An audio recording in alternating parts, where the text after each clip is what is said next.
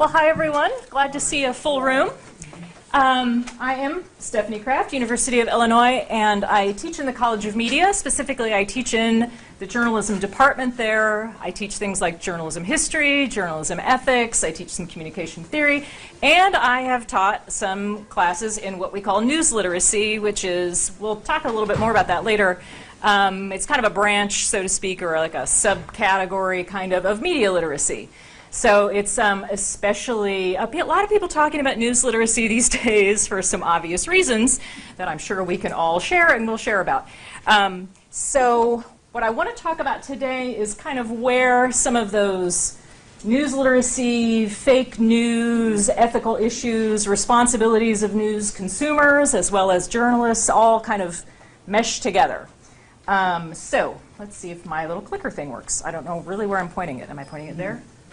Oh, it makes a ding, that's nice, but it's not moving. Well, I'm just going to talk for a moment. The next slide is really funny, so let's just prepare ourselves for that, if it goes there. Or maybe, see, as promised.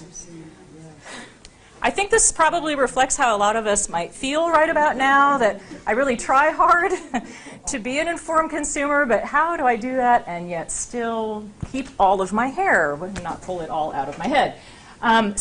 Right, we're going to be thinking about why is it that way? Why is it so hard to be well informed and maintain some semblance of like normal levels of sanity? Okay, am I not doing this right? No, it's not you. It's our equipment.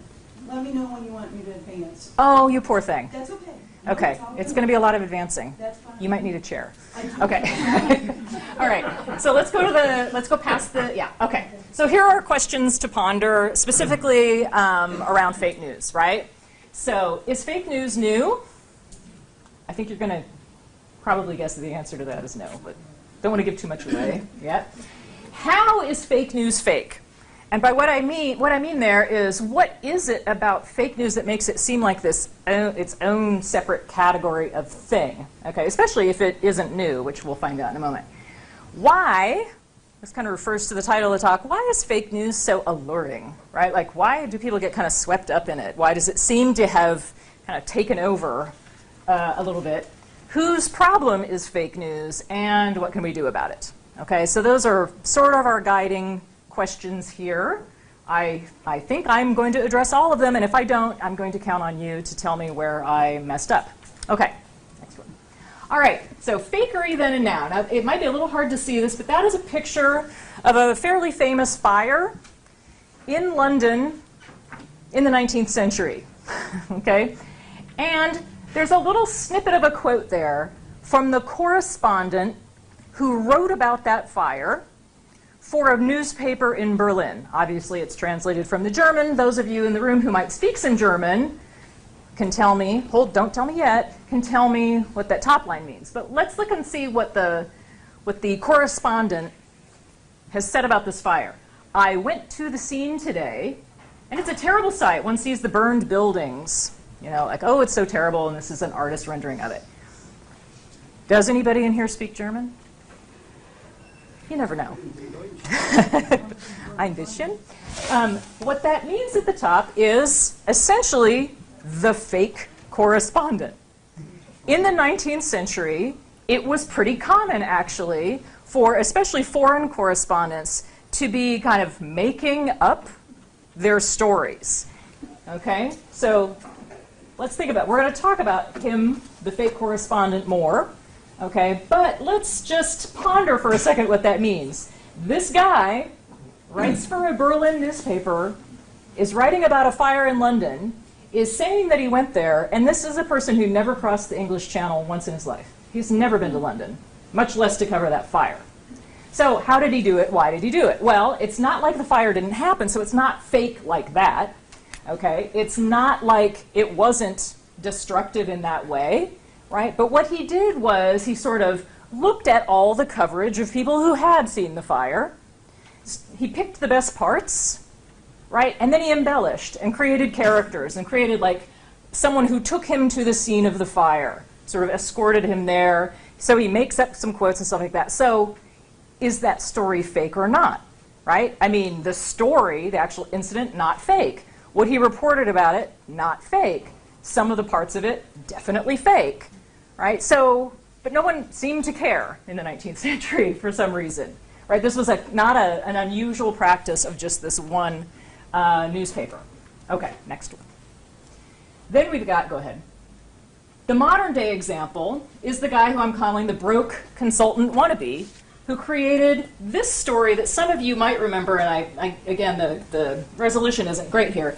That is an image of a guy standing by some things that are labeled ballot boxes. Now, some of you may remember during the 2016 campaign, there was this kind of brief controversy about this news story that said tens of thousands of fraudulent Clinton votes found in Ohio warehouse, and this was the picture. Did anybody see this? Yeah. You remember this from the election? You remember it too. Okay, so at least we know it's not fake that I've made it up. It really was a real fake news. See, it gets confusing. So this appeared on a site inexplicably, well, we will explain it in a minute, called the Christian Times. Now, where does the broke consultant wannabe come in? Well, the guy who created this story, which, by the way, 100% fake, okay, was a 23-year-old guy. I'm going to guess some of you can sympathize with this next part, trying to pay off his student loans and wanted to make money, right? And so he's thinking to himself, well, I can buy a domain. He buys the Christian Times one. It had been sort of created by someone, not used anymore, right? He buys it for $5. Okay, and then he decides, well, this is going to be my platform to create news and make a lot of money off the advertising that I can put on the site. Okay, and so in order to make enough money off the advertising, he's got to have something that people will want to click on and see. So he thinks to himself, well, what's going on? What's the narrative going on in the election at this point? Well, candidate, now President Trump, was saying a lot about a rigged election, right? He was really concerned, telling his supporters he thought the election was going to be rigged, that there's no way that Clinton would win unless it was rigged, and on and on. I'm guessing you all remember that too. And so this guy who's broke, who wants to be a consultant, who just is kind of in this for the quick money, says, you know what, I bet I could create a story around that, right? So we have a 19th century example where someone has taken a real thing, embellished it, and passed it off as news. And we've got a similar, not exactly the same, but a similar modern day example of someone who recognizes kind of a story, like it's not fake that Trump had made that an issue, right? It's not fake that people were talking about it, right? And sort of capitalizes on something that's just sort of in the air, right? And makes a lot of money. Now somebody sort of tracked him down and figured this out, and then he was like, whoa, I didn't mean for it to be all political, but he made like $5,000, just like that, doing that. Okay, so ideas for home businesses. There you go. All right, next one. So let's compare how this worked, right? And I am indebted, by the way, to this German studies scholar at Dartmouth who like kind of told the world about these 19th century fakers. Here's what she says about die unechte Korrespondenz. That's my German accent. His readers probably believed him because his story confirmed a lot of things they already knew. Right? So his story didn't feel fake because it resonated somehow with what they'd already read about the fire in London, huge fire, very terrible. Similarly, that ballot story, that ballot box story, this is a quote from the guy who created it. Trump was saying, rigged election, rigged election. People were predisposed to believe Hillary Clinton could not win except by cheating. So again, he's successful to the extent that he's tapping into something that people are already talking about and already sort of think could be true, right? Interesting similarity. So the answer kind of to our first question is fake news not really new, right? And there's some interesting stuff about how it works that we can trace all the way back to the 19th century. Okay, next. Here is an image of a paper, an American paper from the 19th century. This happened to be one of the yellow papers, okay? Look at this front page. Is this fake news? Does it look like fake news? Right? It looks quite sensational, doesn't it? Right? That was the whole thing about the yellow papers, is that they really dramatized life. Okay, so here we have, this woman jumping from the Brooklyn Bridge. We have a kind of an artist rendering of her jumping, right? We've got kind of a portrait of her and why she did, her money was gone, right? We've got these really big headlines, right? All of this stuff. This stuff is all true, right? But it has this kind of appealing quality that we want to keep in mind, like about modern day examples of things that make fake news sort of appealing, alluring, okay? So here's our old thing. This kind of aspect, the dramatic appearance aspect, is not new. Okay, next one. And then you have this. We've seen this at the supermarket for a long time, right? And no one minds. Okay. Some of us mind, not all of us think about it too much. Okay? Now, in case, just to be clear, 100% fake. Okay? Just let's all be on the same page here. But think about it. People sort of look at this and they get it. They get that it's like so over the top. Of course it's supposed to be fake, right? Isn't it? Nod with me, yes. Yes. Okay. So again, the idea of something that's just outright made up, this is not new, right? And so we are still left with this question, right?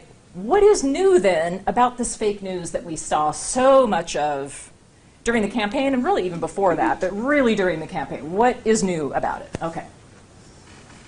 So we're going to talk about four things that sort of make fake news hard to figure out.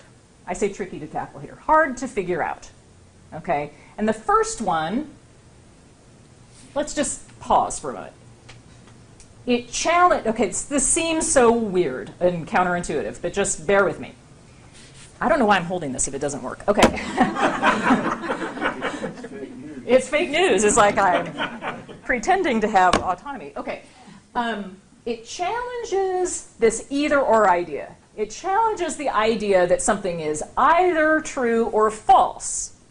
Now think about those historical examples. There were parts of those things that had a little bit of truth to them, right? And so there's something about fake news that you can't just say it's 100% false, because that doesn't really tell you the whole story. And as I point out here, something can start out as a completely satirical kind of weekly world news, I have Bigfoot's baby, whatever thing, and then sort of morph, kind of get laundered into a fake news thing that's sort of meant to look like it's not a joke, right? And so we can't, it's tricky to sort of nail fake news down, because it isn't just true or false. If it were that easy, we wouldn't be here, right? We wouldn't be here talking about it. It wouldn't really be worth talking about, okay? And so the example here is, maybe you recently, the press secretary got into a little bit of trouble here with some comments that he made about the Holocaust. This, however, was not one of the comments he made about the Holocaust, okay? This represents, that headline represents, a far more extreme thing that he could have said about the Holocaust, but did not, okay? So there were issues raised about how he characterized the use of gas on German citizens during the Holocaust, right? So there's something truthful here, right? There's enough of the kind of surface truthiness to it that then it would be sort of, you can see where maybe initially someone might look at this and sort of be like, oh, really? Like, I heard something about Spicer saying something about the Holocaust. Is that what he said? Right. So we can't just say it's true or false, because it is true that Spicer said some things about the Holocaust that were like kind of out there, right? But he wasn't that far out there. Okay? So that's kind of our number one true, false, either or, not that black and white. Okay. Here's our satirical onion. My favorite one here is, nothing would surprise me at this point, says man shocked by everything. That's how I feel. Nothing can surprise me anymore. And then I read it, I'm like, oh my God, what now, right? This, maybe some of you who've lived in older homes can appreciate the radiator saving loudest clank for middle of the night. Okay, so these things can start out satirical. Now, these aren't great examples of things that could morph into a fake news piece, but that is instructive too, right? The Spicer thing works because it really is already in the news somehow, right? And then you could see where it could start out as satire and then sort of bloom into something else. These other kind of satirical things, it would be maybe a little bit harder to do, but it's fun to show the onion anyway. Okay. So these people at an organization called First Draft have attempted, okay, this is going to be hard to read, have attempted to kind of categorize all the things that people are calling fake news. Now, okay, this alone should tell you that it's not an either-or thing. It's not either like, oh, it's fake news, it's not fake news. Because look at all the varieties of it. People have called stuff fake news, have labeled it fake news if it was satire, like The Onion. Or if it was just sort of misleading, but maybe the facts in it weren't exactly wrong, right? Or maybe it's genuine sources are sort of impersonated. That's the imposter part. Like you might have a situation where there are real people kind of getting misrepresented or put in a different context or something. Then there's outright fabrication, just making stuff up, right? Well, those are 4 of the 7 types. Like, my goodness, how, like, if there are 7 types of things that get called fake news, we're really in trouble trying to figure this out. And then on the bottom, we have things where you could look at a piece and you could look at the headline or the picture or something and think, oh my gosh, you know, and click on it, and then you go to the story and it's like, wait, what does this have to do with the headline, right? So that false connection, you're sort of getting drawn in thinking that the story or the picture is going to tell you one thing, and then you get something else. People have labeled that fake news too. That might not be how you're defining fake news, but that is how others have done that. Putting things in a false context, okay, and then manipulating content. So we could sit here for the rest of the time and actually just come up with examples of all of these things. And some of the other examples that we're going to look at, we could try to kind of put in the right box. The point at this moment is just to say, wow, 7 types of misleading content, right? Again, fake news, it really challenges us to think beyond either it's fake or it's not. How is it fake? It might be fake in entirely different ways. One item might be fake in that way. One item might be sort of fake in this other way. One item might look fake but not be fake, right? All kinds of stuff. Okay. Let me get my water. Ready for the next one? Yeah. Okay. Here's number 2. Fake news is tricky because it challenges, okay, so this is maybe too professory talk, but it challenges the distinction between content and circulation. What do I mean by that? Well, the non-professor way of saying that is, if we're going to determine whether something's fake news and then maybe figure out how to address it, we have to not just think about it as, here's a thing, can I fact check it or not? Instead, we have to think about, how did that thing circulate and why? Right? There's something about fake news, like especially what we saw in the previous slide in terms of context, taking true things and putting them in a false context can make them fake or seem fake, right? So if we want to get our arms around this fake news idea, we can't just be thinking about content because there's a way in which you can't separate the content from how it got distributed to people. Okay? Here's one example. So this is a piece addressing, liberals attacking Christmas and Trump's response, okay? And I point this out to you, just click the thing again. What's going to be hard to see is that the source of this site right here is something called conservativepost.com. It's helpful, isn't it, to know that a conservative identified site is the one circulating this piece. That's going to help us make a determination, isn't it, about the purposes of distribution, if nothing else. Okay? So this is a story that had some elements of things that were true in it, some elements of things that were totally made up. But you understand that better if you kind of know where the purveyor of it, so to speak, is coming from. Okay? So that's a way in which we want to think about not just the content all by itself, like in a vacuum, like we're going to study it like scientists or something, but think about it as inseparable, really, from how it gets out there. and circulated among people. Okay. Now, I do not expect anyone to read this. This is really more to make you laugh. Here's another reason why. Here's another reason not to be a professor. No, I'm just kidding. Here is another way to sort of show you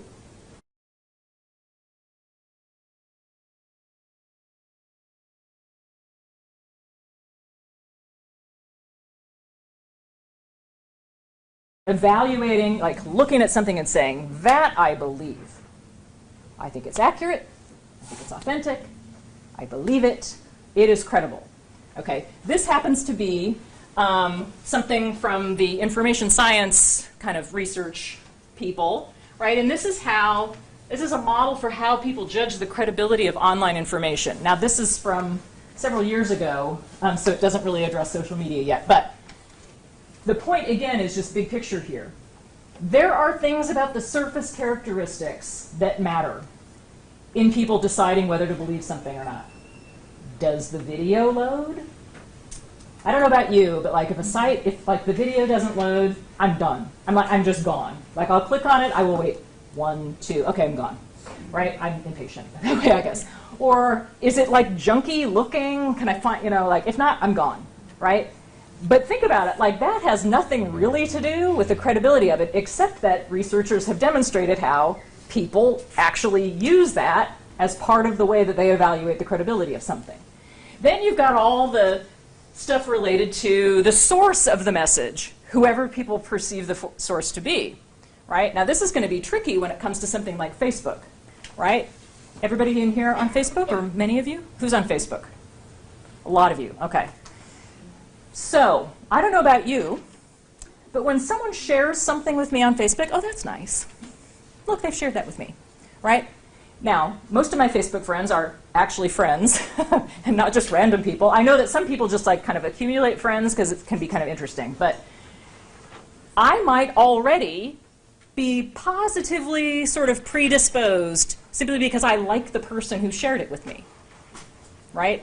That's a judgment I'm making before I even see where the thing came from, right?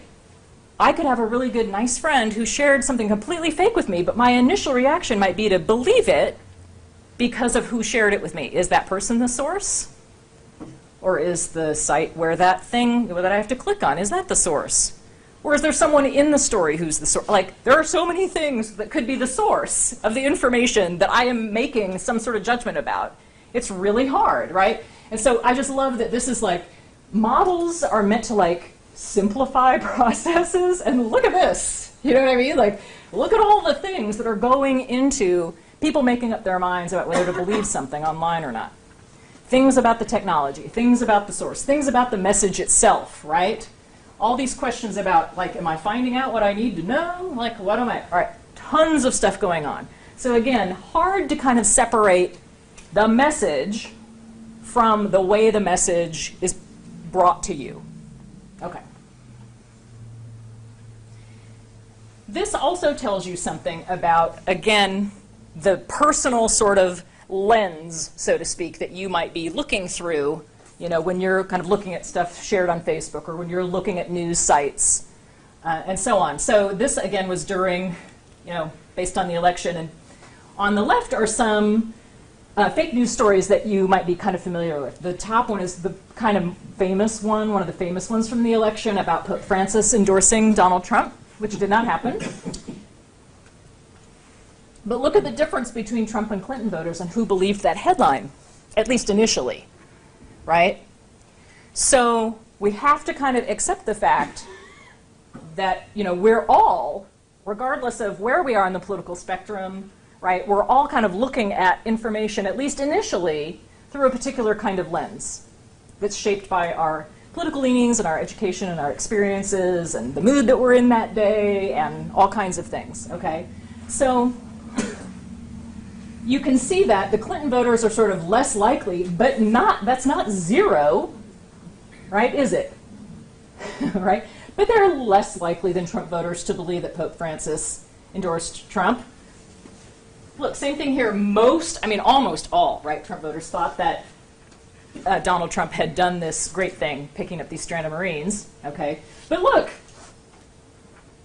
this isn't, you know, like the Clinton supporters were like, oh, okay, that could happen, right?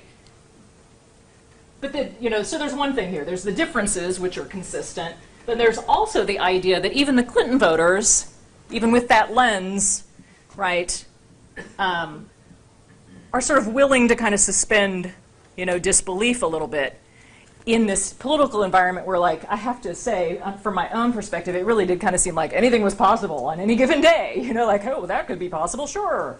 Why not? Pope Francis, why not? Okay. So again, we've had our first thing where fake news isn't really either or.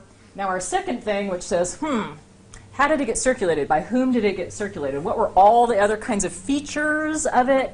You know, the site that I saw it on, was my computer running that day? Like, all of those things factor into figuring out what's fake and what's not fake. Okay. Here's the third one. I'm just calling this follow the money. So, we mentioned that the ballot box fake story guy got into it to make money, right? So, there must be money to be made in fake news. We can't really understand fake news until we understand how it's funded. Okay? Now, what you're seeing here is just sort of a chunk of, if I remember right, this is from BuzzFeed. Okay? Some of you might read BuzzFeed. And this is a real ad for a real retailer, the Gap. Or is it just Gap? Maybe it's wrong to say the Gap. It's just Gap. Anyway, so here's a real ad for Gap or the Gap, your choice, right? Alongside other sorts of advertising kind of oriented things, that two of which are fake stories. This is a Kim Kardashian story that's not fake. Here's a Pope story that is fake. And here's a transgender restroom story that is also fake. Okay. BuzzFeed was sort of surprised to discover that things, you know, they sort of sell this, they don't sell it, they have these brokers, these ad networks that are placing ads on their site that A, can look like news, right, and not really be news. BuzzFeed sort of knew that. But what they found sort of fascinating on their own was that how much of that was fake, not just sort of clickbaity, okay, but that would also exist kind of alongside a regular ad, right? So the point here is, okay, super confusing. All right, but there's also money to be made. It'll be more clear on the next slide, I think. So this is a screenshot of ads from a fake news site called Rev Content. Any Rev Content fans? Okay. Now, yes, these are ads from what is acknowledged to be a fake news site, but how many of you have seen this kind of a box on regular, what you consider to be legitimate? Right. They're on legitimate news sites too. This is one of the areas that post-election kind of fake news panic people have started to address and say, wait a minute, why do we allow misleading stuff to appear on our sites which we want to be seen as legitimate, okay? And so I have often wondered too, like I'll go to some sites, which again, I feel like, you know, that's some good journalism on there. And then you look at the ads, you look at these things and you're like, what is that, right? It looks like a story, right? But it's actually an ad, and it's super misleading because there's a picture of Ivanka over something about homeowners getting money back. Like, does she have something to do with that? Like, really? I mean, I'm imagining if I click on that, like, Ivanka will disappear and have nothing to do with it. Well, I don't know. Maybe she's just handing out money to homeowners. I don't know. I didn't look into it, okay? I'll let you guys do that, right? So we've got these confusing things that are made to look like news that sometimes appear on legitimate news sites but are actually ads. These happen to be on a fake news site, okay? The thing to think about there is that if this is appearing on a fake news site and almost exactly the same thing is appearing on a site you trust, where's the support for fake news coming from, right? What does that mean for all of us? So you click on these and you see an ad? When you click on them, you kind of get taken to a thing that sort of looks like a story, but then pretty quickly is like essentially a press release for something. Yeah. It looks like when you screenshot that, you were about to go to Ivanka's site because it's highlighted. It is highlighted. I know. I didn't. I wish I had, because I would like to know how to get $4,264 back. I would like that a lot. But I don't know, the mystery will continue. Okay, next. So let's think about these ad networks then.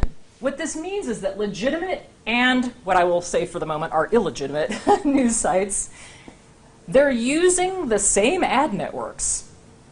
Okay, they're using like Google Sense, some of you might have heard of, right? There's a Google Analytics thing. But Google's really big. They'll like, you can kind of contract with them and they'll just like throw ads on your site. And it's all based on kind of clicks and stuff like that. Now look at people who are evaluating different sites for, you know, where to place ads. Look at what they're saying here. Ad networks aren't really looking for quality. You know, when Google Sense or whatever is looking for a place to stick ads that people have contracted with them to place, right? They're not looking for quality. They just want to know the minimum threshold. If it's not porn, then you're pretty good. Good to go. They don't care if it's fake or not, right? This guy who actually runs fake news sites, this guy kind of works for all different kinds of publishers, right? This guy who actually works for fake news sites, look what he says. Ad networks, they don't care about the content as long as the traffic comes from real people. Okay? So we have a problem here, don't we, where the same kind of financial support goes to real news and fake news, right? And I don't know, I'm going to go out on a limb here and say it costs a whole lot more money to gather real news than it does to make up fake news in your bathrobe, right? And so you're getting the same money, though. It's all about how many people go to the site, who's clicking, right? How many people visit the site, how many people click on the stuff. So we'll get, I think in a little bit, we're going to get more into that problem, but just think about that. We can't really get a whole handle on fake news until we figure out like how it gets so flush for funds. Well, it gets it the same way that more resource-intensive real news gets it, right, from these ad networks. Okay. And then our last of the four things that make fake news tricky, right? The people who purvey, like provide you with the fact news, and then the people who try to fact-check that fact news, they are reaching different people, right? So everyone who looked at that ballot box story and believed it, chances are pretty good they never saw the fact-checking story about that, right? This funky little thing here is from a study all about fake news, actually, where they're trying to kind of get a handle, again, on things about, ad traffic flows and all different kinds of stuff. But what they did here was they were sort of looking at different sites that shared fake news or links to fake news, okay? And if they ever also shared links to the fact check. In this case, this is a story about, a fake story about an ISIS leader calling for Muslim voters to support Hillary Clinton. Fake story, it came from a thing called worldnewsdailyreport.com. Okay, hit the next thing. Look at this. The size of the circle represents kind of how much engagement there was with this story on this site. So people liking it and sharing links and stuff like that. And there was only this tiny little bit that's the fact-checking share, right? So pretty much everyone is just sort of sharing the fake news, loving the fake news, eating it up, right? And not ever really seeing, if they went to worldnewsdailyreport.com, a link to the fact check that told you that story was wrong, okay? And in the broader study, they looked at tons and tons of different stories. And I have to say, like, the size of this dot looks big in comparison to some that were on there. I used this one so that you could actually see it, okay? So pretty much different audiences for those things, right? So kind of living in different news spheres, people who kind of see the fake news and people who know that it's fake or are told that it is fake. Okay, so we've got our four things. Now what? Well, just to drive home this point about fact-checking, look at these fake election stories. Again, we got that Pope Francis story. engagement here, as you can see down here, refers to, again, people who are sharing, people who are reacting, like liking and all that kind of stuff, and making comments on different stories. Now, a site called Ending the Fed was the one that promoted that Pope Francis story. That is nearly 1 million likes, comments, shares, etc. of that story. Wow, that story made the rounds, okay? The next one about WikiLeaks. This one happens to be about Hillary Clinton selling bombs to ISIS.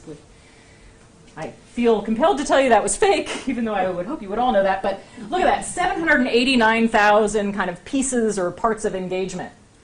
Yikes. Okay, hit the little thing. The Snopes, are you guys familiar with the Snopes website? We love Snopes, right? They do a lot of fact-checking. They fact-checked that Pope Francis story. They got shared 33,000 times. Which, if you didn't know that Ending the Fed got shared 1 million times, you'd think, oh, 33, good for you, you know. That seems like it is a tiny fraction, really, of people who shared the fact check of that story versus people who just shared the fake story. Okay. Am I depressing everyone? I'm trying to decide if it gets better. So look, this is you, right? So we've got this spectacle going on. Are we just ill-informed? Are we easily swayed? Are we living in a bubble? Are we exhausted? Yes, probably we are, right? And it is a spectacle in a way that we want to think about, right? Like, fake news isn't just like, oh, someone made this story up. There's a lot of like just drama and spectacle around it in a way that can be quite exhausting, that makes it pretty challenging to be informed, occasionally to be entertained, and so on, okay? Let's go to the next one. I just wanted to, all right. We're going to talk about, again, this is like the kind of nerdy professor word, but we're going to talk about something called the political economy of fake news, because what you have seen in those 4 things, right? It's not an either-or thing. We have to think about how it's distributed. Thinking about how it's distributed means we have to kind of follow the money, and we have to kind of look at the different worlds that fake news lives in versus fact-checking lives in, okay? So the larger sort of context for all of that, what you already kind of know or might suspect based on the 4 things we just talked about, is that fake news is really cheap to produce. All you need is an imagination and maybe a Google image search, right? So you can stick a picture in there, okay? It's very easy to monetize, which means make money off of it. And it's very easy to disseminate thanks to social networks. You could have your own personal blog, whatever, okay? And when I say cheaper and easier, I mean compared to legitimate news, right? It costs money to have reporters and send them to Iraq, right? To report from there. That costs money, right? So it is not cheap to produce some legitimate news, much legitimate news, okay? It is hard to monetize legitimate news. Why do you think that is? Is it just because people don't want to, you know, they don't like the news and so they don't want to pay for it? What isn't really clear to, and why should it be? I mean, this isn't necessarily the, you know, the first concern that you would wake up in the morning with, but what might not be clear to a lot of people is how the internet completely undercut the business model for traditional journalism, right? So it used to be the case that you would spend money as a news organization on reporters and equipment to gather news, knowing that you could put it in your newspaper or put it on your TV newscast, sell ads around it, and do pretty well. Well, the first thing that happened was that Craigslist happened. Craigslist took all of the classified advertising revenue away from newspapers. Didn't really have any impact on TV because that's not what TV was doing, right? But that was a big chunk of revenue for that typical newspaper, was you sort of saying, hey, I found your cat, or please come buy my snowblower, I'm moving to Florida, or whatever, right? All of that gone. Employment advertising, gone with things like monster.com, jobs.com, all that kind of stuff. So people could get that stuff for free. Craigslist and Monster and jobs.com, they figured out other ways to make money off of those things. And it's super convenient. You can't blame people. Like, it's super convenient, isn't it, to like go onto one of those sites and find stuff rather than like waiting for the paper and leafing through the paper, right? I get it. But just be aware that that was a big chunk of money that newspapers would no longer have. Well, then, for a lot of reasons that sort of go beyond what we're going to talk about today, the way that newspapers kind of went online raised or reinforced an expectation people had that stuff should be free on the internet. So nobody had to pay for news anymore. And other people were sort of aggregating news, and so even if you didn't subscribe to the newspaper, you could still find the news from that newspaper. Well, that's all well and good for you, but if they aren't making money by people coming to the site and looking at the ads they sold, pretty soon you're going to have a situation where, you know, you can't monetize anymore. You can't like make enough money to support. So there has been a huge reduction in the number of reporters in this country. You might note that in state houses, for example, it used to be that people covered the legislature. There used to be whole teams of report. That's almost zero now across the country, right? So all of these things are relative to kind of traditional news outlets. Okay. Something to think about with Facebook. It's free, right? So who's the product? You are, right? So if there's a way to make money, it's always been off of you, right? But people have this idea like, oh, it's free, that's awesome. It's like, well, you might want to think about your own data a little bit. Okay, next one. And here's the other half of the political. You got the kind of economy part, now you got the political part here. All these things that you've no doubt noticed or sort of talked about. Maybe in this room we have a decreasing level of trust in journalism. Maybe in this room we have some political polarization. We certainly have it in this country. Maybe in this room there are people who don't really trust experts in the way that they used to. But all of these things contribute to an environment in which fake news can thrive, right? You've got a real kind of squelching in some ways of the ability of traditional news to kind of be the news, right? And you've got even things like, you know, real journalism kind of not meeting its expectations, really, in some ways, too. Okay, let's go. So, for example, journalism could have performed better. I'm just going to stake that out as my position. Wow, they could have really performed better covering that campaign. They never covered issues. I think that study, you know, demonstrates what we all probably knew ourselves. Okay, next. Yes, CNN treats politics like sports. That's why you have a la ESPN. If any of you watch ESPN, you know that part of what's on ESPN is a bunch of people shouting over like who had the, okay, I'm kind of not a sports fan, but you know, who had the best like play of the day or whatever, like, or who should be traded where, but they're yelling at each other. It's entertaining, there's a lot of drama, right? Well, CNN treats politics like that. That's probably not right, okay? So there might be reasons, again, that people are sort of getting fed up. Okay, next. Then we have the chairman of CBS saying, you can just imagine him doing this as the ad dollars are rolling in during the election, right? All these politicians, all these campaigns are buying up ads. And he says, he said this, okay? He didn't deny saying it. This is not fake news, okay? It may not be good for America, but it's damn good for CBS. Wow, thanks, Les Moonves, for nothing, right? Look at what he's saying here. Most of these ads aren't about the issues. They're sort of like the debates, he says, okay, which is a sad commentary on the debates as well. Okay, who would have expected the ride we're all having now? The money's rolling in. Is this a person that we want responsible for like ensuring an informed citizenry that can make appropriate voting? I don't know. This sounds like a guy who's just happy the ad dollars are rolling in. He doesn't care if the ads are substantive. He doesn't care what the quality of the campaign is. No, it's good for CBS. Okay, I really am depressing everyone, I can tell. Okay, next one. Been there already. Yeah. We could go way back to something like this story. Look at this, is from 2002, 15 years ago, right? This is the story where Judith Miller, who's kind of an infamous journalist now, right, got this whole story wrong about Iraq, right? You might call this fake news in a way. She got totally taken by a source, right?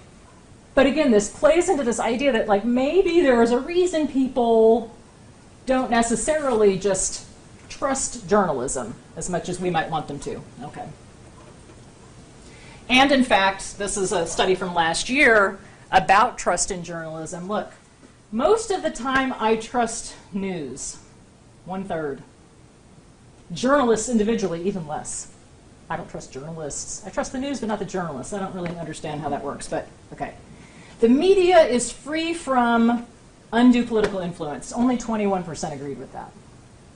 Right? Most working journalists will tell you, and maybe if you come to the event next week, here, free ad for the event next week, right? You'll hear from journalists talking about like, wow, that is so hurtful to us because we try so very hard to be fair, right, in how we're treating everyone, impartial, right? And then look at this, the media is free from undue business influence. Even fewer people agree with that. So we have a problem here, right, to the risk of understatement. Okay. And then let's think about this death of expertise idea. How many people, do you guys have friends who graduated from the University of Google? They know everything because they Googled it, right? This is a problem in our country, okay? And I think the Pizzagate story is kind of a good example because what you had is a bunch of people on a Reddit forum. I don't know how many of you have been on Reddit. I have my own personal opinion about that. Don't go. Okay, but there's a bunch of people on this Reddit forum who were like convinced and sort of being expert investigators, right, of all the kind of symbology and all these like clues about whether or not this pizza restaurant was like secretly, you know, harboring a child prostitution ring or something. Like, okay, let me just say, 1000% fake, right? But you had a bunch of people who were completely ignoring any sort of expert anything about this, right? They've sort of made themselves the experts. So, wow, okay, now I'm depressed. Okay, and I do this for a living. We've even got in, you know, medicine and science, fabrication of research studies that people are becoming aware of. Wow, that's undercutting our trust in other institutions in society too. So journalism's not alone. Like pretty much decline of trust is true across all institutions. Politics, journalism, education, I think even, science, medicine, like people, so no wonder people sort of fancy themselves experts because they just don't trust anybody else anymore. Okay, it's sad. Okay. Don't you like how I have to tell you it's sad? Of course you know it's sad. All right. These I found just right before I came here, so if they feel sort of stuck in here, that's probably why. But I wanted to share them with you. So this is a couple of guys at Stanford who did this. They were trying to kind of get at the fake news phenomenon, like by where people got their news. And notice that like almost 49% of people visiting like top news sites, so what they would call in their study kind of real news, legitimate news, went there directly, okay? So they sought out, like, I am going to go to WashingtonPost.com, right? But look here, for fake news sites, 42% of people, they go there, right? Social media. They get to fake news via social media. So we have to, again, think about how our social media environment and all of the kinds of ways that that kind of tinkers with how we think about credibility and how we think about the people who are sharing news with us, and why those stories sort of appear kind of in the Facebook news feed and the top stories and all that kind of stuff. Like, there's a lot going on here that to be concerned about, particularly because social media is really implicated as the gateway to fake news. Okay, next. And then finally, they asked people about the most important source of their election news, and a whole bunch of them said social media. So there's cause for some concern there. Okay. So we've got all of our economic stuff. We've got kind of our political stuff. And so here's our key question. It's a long question. To be a key question, really it needs to be, no. How can real news on this eroding kind of possibility of actually making money, that's the eroding resource base, cover highly partisan politics, reach more people, connect communities that are polarized? How we're expecting a lot. And we are now expecting a lot of an institution that maybe hasn't rewarded our trust as much as we would hope it has, and that has very little money, relatively speaking, to what it had in the past to actually cover real stories. We're expecting a lot from real news in this battle against fake news. So what can we do? Yay! She's going to talk about things we can do. Will we feel better about ourselves? Let's find out. Okay. Well, we can stop aiding and abetting fake news. Now, I should have had somebody count how many times I say fake news during this talk. Because what I'm starting to think is that by using that term, we are making it a real thing. We are calling it out and saying there's something newsworthy about it. We've called it fake news, like it's a thing. Maybe we should stop doing that, right? Labels sort of matter. Maybe we should call it what it is. Look at this made-up story, right? Look at this totally false thing, right? We can call it what it is. Look at this piece of propaganda. Look at this misinformation. Look at this error. Why do we have to like lump it all under fake news, right? The label might actually matter. Okay. Now, some self-reflection. So I don't know if this is going to make you feel better or not. If anyone's been feeling guilty during the talk, I apologize. I'm talking here about bursting our filter bubbles. Have you guys heard this term, filter bubble? Anyone? Yeah, some of you have. Okay. So filter bubble is this idea, when I was talking about lenses before, the lenses through which we look at stuff that are shaped by our politics and our education, and our interests and our family and all kinds of stuff, right? In general, but in social media in particular, we live in kind of a bubble, right? Your friends think like you. That's why they're your friends, right?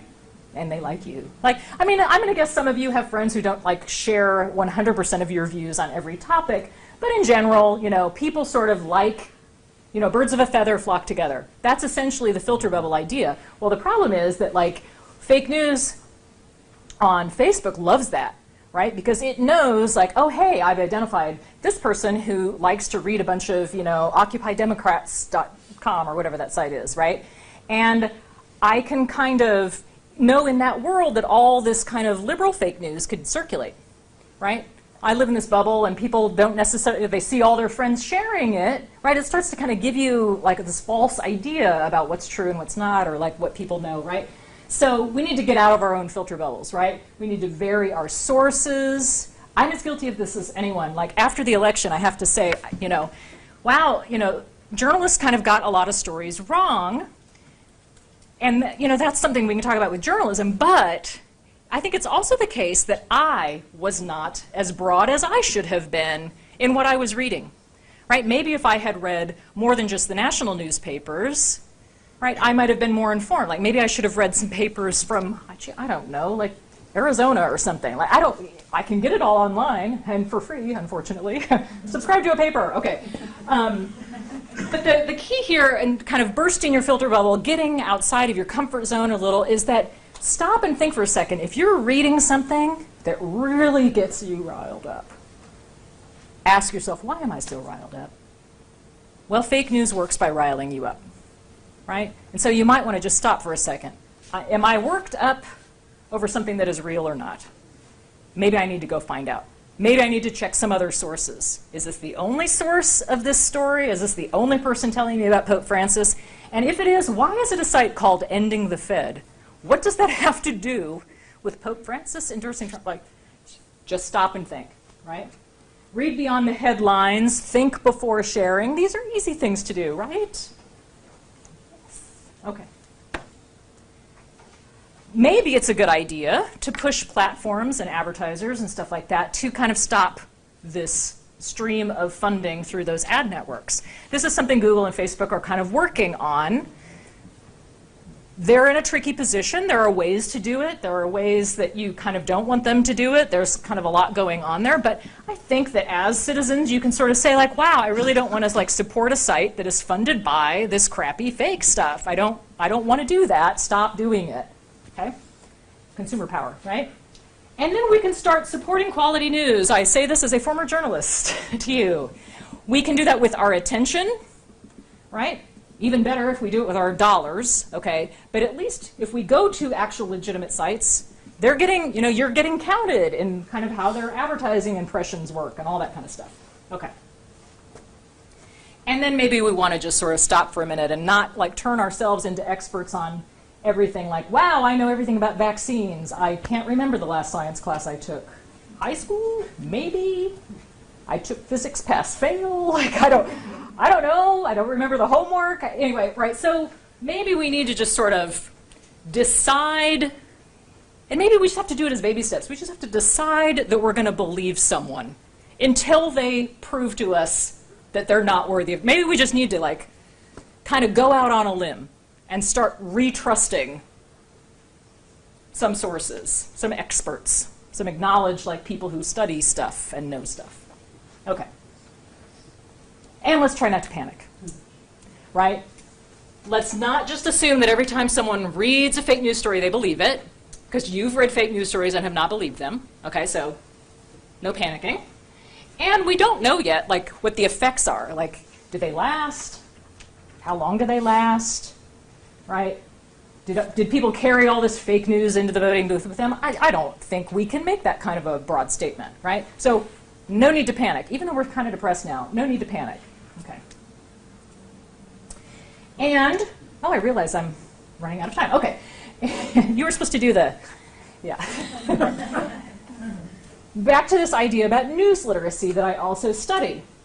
There are things that we know about people becoming more news literate. And by news literate, I mean aware of the very things that we're talking about in here, right? Aware of how the media system works, how the news media system works, how it's funded, right? Who's doing the writing? What are the kind of standards that they're following? Like knowing those kinds of things, being literate in not just kind of the media, like, oh, I know people can Photoshop stuff. I mean, that's good to know, right? But being especially literate about how the news works, right, can have some pretty powerful impacts. A study that I just got done doing showed that that knowledge, people who knew about the structure of the news media system in this country, you know, that's commercial, it has to make money, all these things, were less likely to endorse conspiracy theories. That seems good. Maybe I'm just promoting my own study, but I think that seems good, right? Although I do like the tinfoil hat guy. Okay, next one. Here are other things that we know about people with greater news literacy. They are more motivated to consume news, okay? And they are more skeptical. We like skeptical. We don't like cynical so much, but skeptical is good. And then look at this third point. It isn't that news literate people consume more news than non-literate people or less literate people.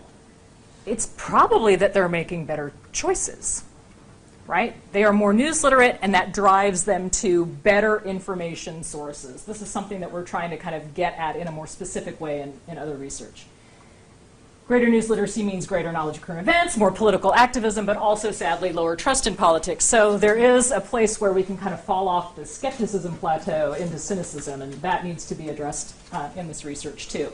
But there's reason to think that just knowing, like, you guys have now informed yourself more about kind of how the news media system works, especially as it pertains to fake news. So now you are more able to kind of take those tools into your next exposure to media, so to speak, and say, huh, wow, I feel really angry reading this thing. Let's stop. What's the source? Oh, okay. Well, does anybody else have this story? Let me Google it, right? Easy stuff. Just takes a second. Okay. Go ahead. Go ahead.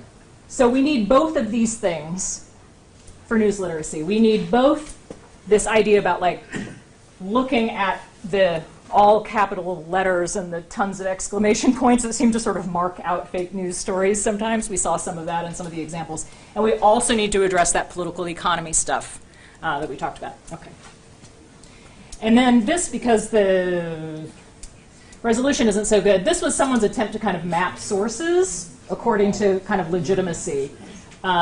You can kind of look this up, but you'll see that kind of in the middle here are things like the Associated Press and Reuters and NPR and stuff like that, and then you get kind of, there's conservative and liberal sites that are also not, you know, terribly off the mark in terms of the middle, and then there's some that's like, oh, just avoid these entirely kind of thing. Anyway, it's hard to, the resolution makes this maybe not quite as helpful. And then we do have at least some advertising people, the Interactive Advertising Bureau, that's these people who are really committed, they say, to fighting fake news in terms of this ad support question. Okay.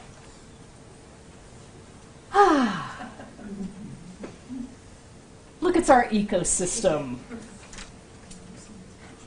So my last question, you know, from the list that we started with was, You know, whose responsibility is it and what can we do about it? Well, it's everyone's responsibility.